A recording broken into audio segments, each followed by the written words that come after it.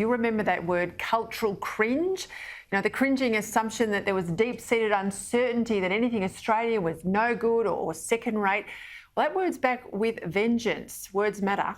Resident wordsmith Kel Richards, author and broadcaster, he's with me now. Are we still cringing, Kel? You and I are not cringing, Peter. And most Australians are not cringing, but there are a select group of people who are. You know, the self-selected inner-city elites, the latte-drinking, bicycle-riding, basket weavers, those people are cringing like crazy. Let me give you an example.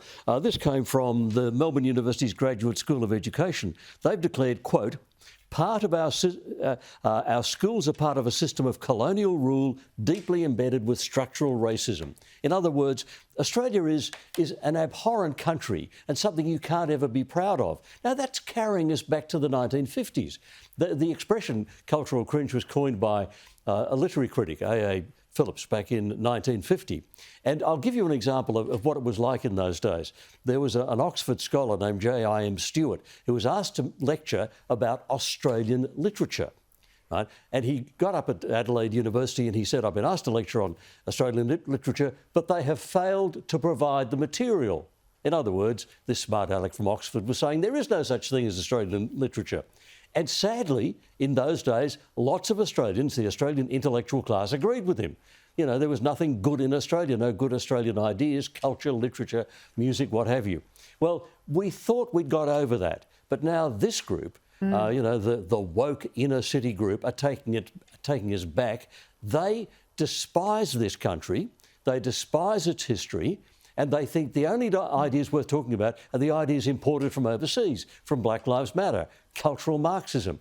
Yeah, let me just jump in there quickly, Kel, because yesterday it was a terrific piece in The Australian written by a unionist saying to the Labor Party, her name is Misha Zelinsky, saying to the Labor Party, unless you drop your issues with patriotism, unless you are out there arguing that Australians should feel proud about their country, you will never win over the vast majority of Australian voters. That's your point, isn't it? Exactly my point. And the vast majority of Australians are proud of our country. We think it's fabulous. We think we've achieved a lot here. We think ideas generated in Australia, the things we're talking about and debating, are worth talking about. But critical theory, critical race theory, cultural Marxism, we're not interested in. I mean, those people riding their bicycles and drinking their lattes can talk to each other about that, but they are despising the country and the culture that we grew up with. We know that Australia is a laid-back, relaxed, accepting country. My worry is you'll find them as the CEOs or senior executives in a lot of our big companies, and they use their corporate weight. We've seen that in the case in Georgia, and of course they dominate a lot of our, you know, big opinions and big media voices as well.